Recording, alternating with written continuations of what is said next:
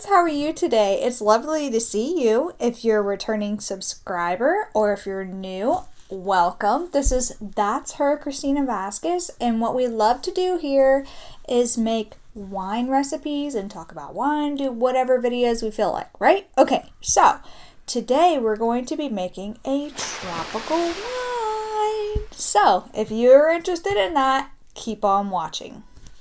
Okay friends, so here we are today. I just want to let you know what fruit I'm using. So I found this fruit in the frozen section, okay? And we have here pineapple, we have mangoes, we have coconuts, and we have strawberry. My pineapples are a funny color and my strawberries are kind of like mush, and so is my coconut a different color. It's because, well, your girl froze it and thawed it when she was ready to make a video for you guys. Now, this recipe, it calls for 9 pounds of fruit. So, you're going to need 3.5 pounds of pineapple.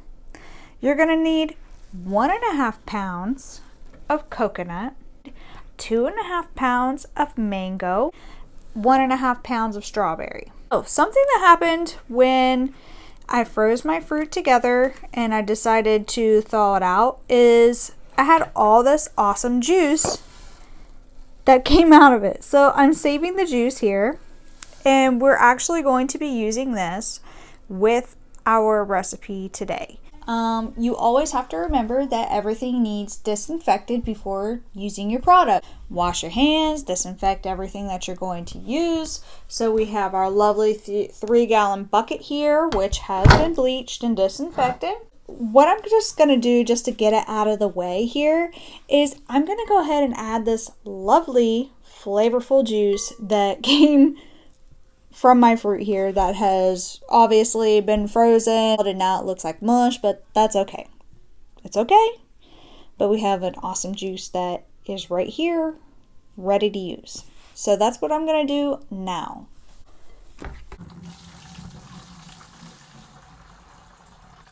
So before we begin, we're going to need 3 teaspoons of acid blend.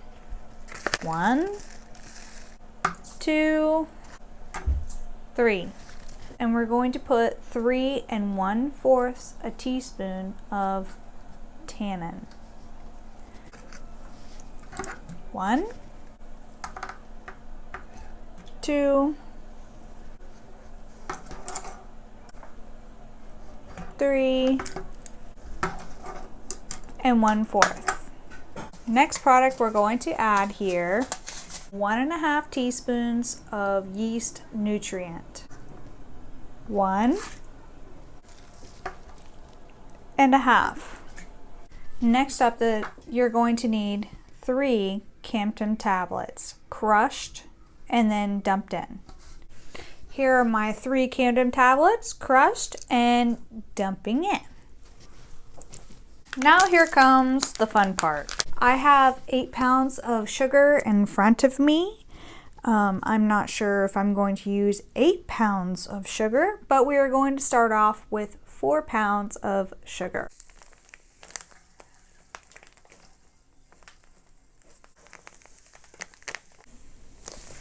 With 4 pounds of sugar added, I think the best thing to do right now is to go ahead and start stirring our mixture.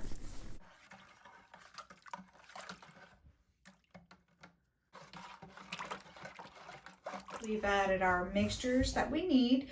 We're going to go ahead and start by adding our fruit into our fruit bag. Now, it doesn't matter the order that you put it in, it just matters that you put it in. So it's a little bit mushy, but who cares?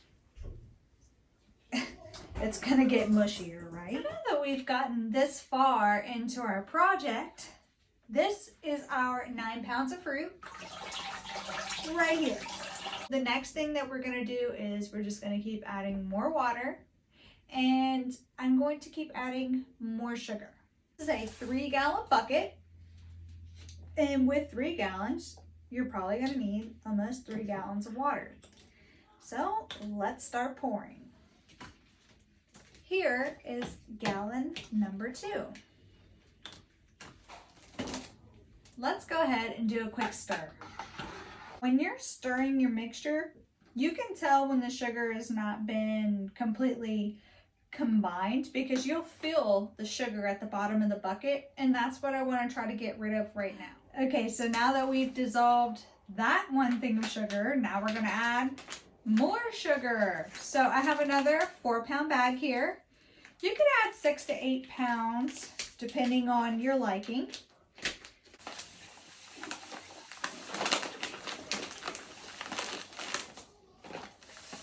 Let's add a little bit of more water now.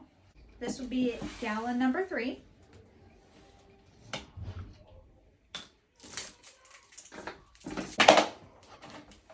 Now we're going to go ahead and stir up that sugar again. We want everything mixed perfectly. I have 3 gallons in here right now, and let's go ahead and take a specific gravity check.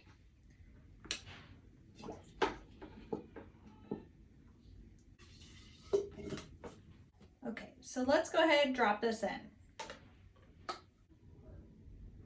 So right now I am reading about 10% alcohol. So what we're going to go ahead and do is add just a little bit more sugar because I know that we need to have more than 10% or above to be able to keep this brew. So what I'm going to do is go ahead and add the rest of the sugar.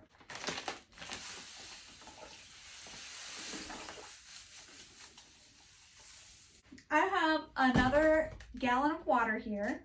Now this gallon is like a 4-gallon bucket, so I'm going to just add a little bit more water because I still have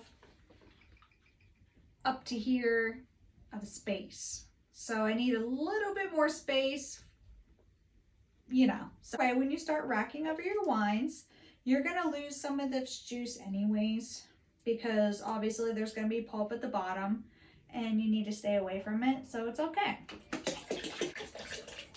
Now we're going to go ahead and mix again everything together.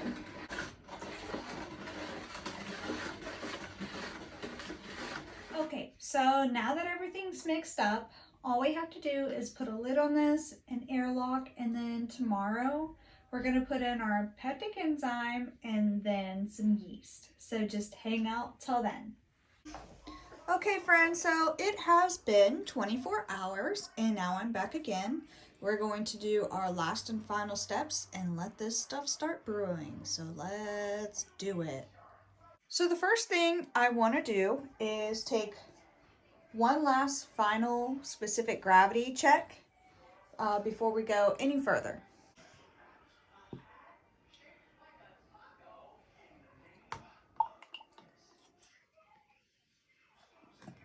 Here we go. Here's our final specific gravity before we do anything else.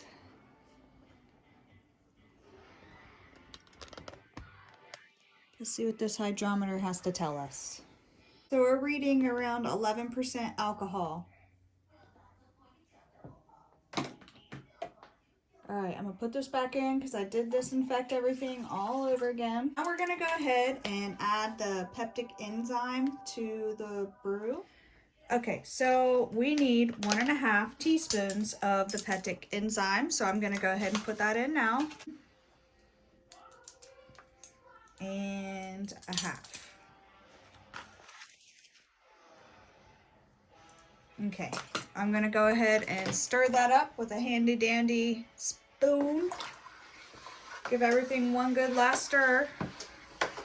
There's definitely no sugar at the bottom. I don't feel any sugar, so that's good. Got tannin stuck here on the side of the bucket.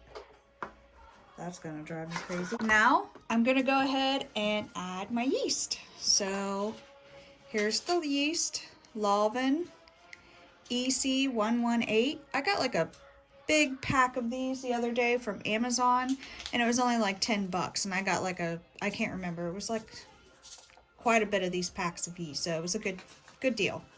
So let's go ahead and add this in. So there's our yeasty friends. So it's gonna turn everything into alcohol.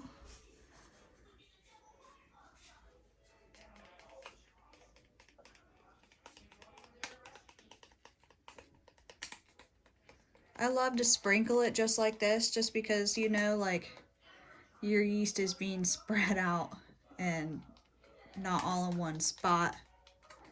So they all have a potential to grow and become awesome. And that's it. All right, guys, so this is it. We don't need to mess with the yeast. We don't need to touch it. We don't need to do anything. We just need to put our lid on here. Okay, so the lid's on. We have our airlock here filled with water. It's disinfected as well. And now what's going to happen, everybody, is we're just going to let this go. We're going to let it brew, do its thing. And this is just going to start rapidly bubbling, and probably in a week or two, then we can move on and start putting it and racking it over to our glass carboys. So yeah, that's it. Thank you all for watching this video. I hope you enjoyed my recipe, and as always, happy birthday.